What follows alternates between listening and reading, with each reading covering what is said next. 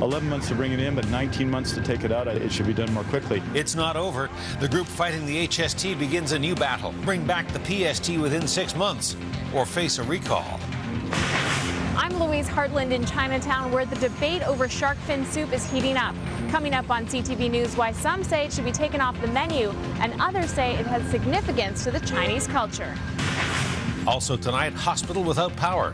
A major outage at Vic General puts surgery on hold. Those stories and a full 2 hours of Your Island News begins right now. CTV News at 5 with Hudson Mack. Good evening. Thank you for being here tonight. Welcome to CTV News. If you thought the referendum was the end of the fight over the harmonized sales tax in British Columbia, we're going to have to think again. It is not. The people who led the campaign to defeat the HST are now threatening to recall the finance minister if the old provincial sales tax is not brought back sooner. The province says it could take until the end of March 2013 to restore the PST, but opponents say if it doesn't happen by the end of this year, the Liberals are going to pay a heavy political price. CTV legislature reporter Stephen Andrew has our top story. The BC NDP is still celebrating. Thank you very much. Voters chose to get rid of the HST, but that hasn't stopped leader Adrian Dix. In an election-style swing at a Vancouver shopping centre, the opposition leader is clearly working to keep Christy Clark's Liberals on the run, pressuring the government to step up its 18-month timetable to dismantle the HST. 11 months to bring it in, but 19 months to take it out. I think most people would say that doesn't make sense and that it should be done more quickly, if only to restore some stability to the economy. 14 and then 14. BC's finance minister disagrees, telling CTV News it will take at least a year and a half. Kevin Falcon says if it can be done faster, he will. But he says it's a complex process requiring changes to legislation. It's threatening to mobilize its forces to campaign against the Liberals if they don't move sooner. We're going back to a PST, or provincial sales tax, that we've had for 60 years, so it's not rocket science, it's not reinventing the wheel. We've already got the system and we know how it works. And the group is giving the finance minister a deadline. It wants the HST gone by the end of the year. If not, it says Kevin Falcon could find himself fighting a recall campaign. Certainly it's something that people will be willing to do if they really get frustrated with the government. One thing is certain. The next few months will be tough going for the finance minister. As he struggles to come up with the estimated $3 billion to go back to the PST, public sector workers will also be looking for more money. You know, we want to make sure that the provincial government doesn't use the HST as an excuse to make even more cuts to the public sector. And why not just commit to that fixed date of May 20th? I will absolutely answer that question for you. At some point? But not this afternoon. Union contracts, money pressures and deadlines. A taxing situation, especially for a premier musing about an election until a few days ago. And CTV's Stephen Andrew joins us now live with more. Stephen, the finance minister told you and other reporters Friday, as the referendum results were being released, that the government was going to have to say no a lot more as it tightens its belt. How did teachers and other groups react to that? Well, Hudson, the teachers point out that the government was saying no back in March, and that's long before the HST result. They believe that this really could be an excuse. But the government's got a problem here, Hudson. If it follows the year-and-a-half deadline to March 2013, that'll take it to 2 months before an election deadline. And that means 2 years of people every time they're going to pay, seeing that HST written on their bill. Certainly won't sit well with them. All right, Stephen Andrew reporting. Stephen, thanks. You're welcome. Victoria General Hospital is operating on emergency generator power at this hour and will be for a while tonight after a major outage at the hospital earlier today. The generators kicked in first thing this morning when a suspected ground shift crushed a cable. The repairs are in place and should be complete by early this evening, but in the meantime, non-emergency surgery and other procedures have been put on hold and emergency trauma cases diverted. CTV's Andrew Johnson has the story. A crew of 6 from BC Hydro worked to restore power to Victoria General Hospital after an equipment failure right next to the building underground. The cable is contained within a concrete pipe underground.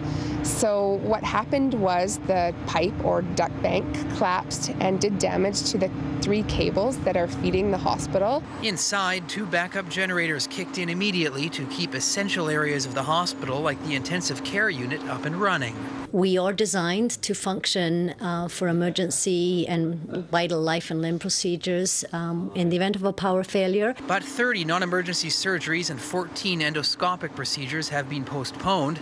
Emergency trauma cases from the Central and North Island have been diverted to the Lower Mainland, but people on the South Island who need emergency care can still get it at VGH. The emergency department at Victoria General is fully functional, and as is the Royal Jubilee or the Saanich Peninsula Hospital. So if anybody has an emergency, come to your emergency department as you would normally. VGH building systems like air conditioning were knocked out, as well as laundry and food services. Our patients actually got cold meals today at lunchtime, and they will receive cold-plated meals at dinner time as well. BC Hydro says it won't know for sure what caused the outage until crews can access the underground piping where the cables were damaged, but notes the system is usually very reliable. It's not common that a hospital loses power. We build redundancies into our system.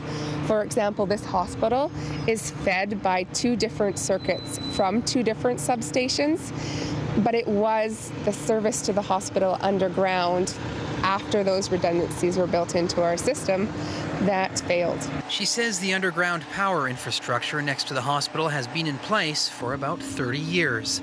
Andrew Johnson, CTV News, View Royal. And we just got off the line with BC Hydro. The utility says it is ready to charge the line. The repair has been made, but VIHA has asked Hydro to wait because there is emergency surgery underway right now. So Hydro is standing by to restore the power because there will be a temporary power loss when it switches back off generators.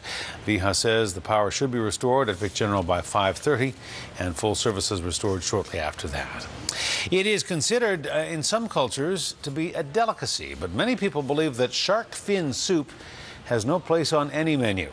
Green Party leader Elizabeth May is leading the charge to ban the soup in Canada, but there's opposition to that, much of it coming from the Chinese community. CTV reporter Louise Hartland has more on the story from Chinatown in Victoria. Louise.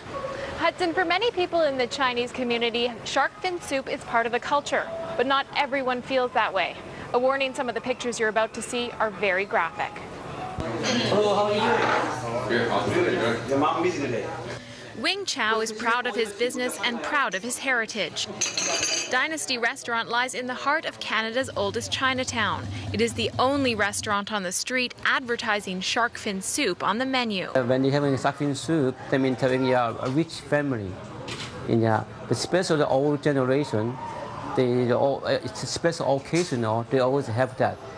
The soup was once known as the dish of emperors, a delicacy only the privileged could afford. Now environmentalists against the harvesting of shark fins say the practice is anything but delicate. Many of the fish are stripped of their fins and dropped back in the ocean to die. Greenpeace estimates 70 million sharks are killed each year for fins alone. Green Party leader Elizabeth May is speaking up against the practice. Finning of large endangered marine animals to take one part of their body only, for one particular delicacy only, is something that we really can no longer do. And there are a lot of people within the Chinese Canadian community who are now joining us and saying the same thing. May plans to present a petition to the House of Commons to ban the possession and trade of shark fins in Canada. I have so far been able to collect 675 original signatures. We cannot use online signatures for this, and there are many more coming. Divers say they are noticing a dramatic drop in the number of sharks in our coastal waters and around the world. Shark fin soup is believed to have health benefits, such as increasing appetite and improving kidney, bone, and lung health. Depending on the quality, a bowl of shark fin soup can cost anywhere from $50 to $3,000. It's one of the best soups to have when you have a banquet. And when people have it, they say, oh my God, they're usually about, what, $50, $60 a bowl of soup. But one for 10 people serving, at least 130 to 150 for 10 people. Chow hopes the traditional dish won't be banned, but the species will be better managed. May plans to present the petition in the House of Commons when it sits again September 19th. Interesting to note, Dynasty Restaurant has never served a bowl of shark fin soup since it opened a year and a half ago. Hudson? All right, Louise Hartland reporting from Chinatown. Louise, thank you. Well, you may hope that you filled up your car on the weekend or first thing this morning, because once again the price of gasoline in Greater Victoria has shot up and has gone up sharply. The price at the pump went up today just in time for the upcoming long weekend.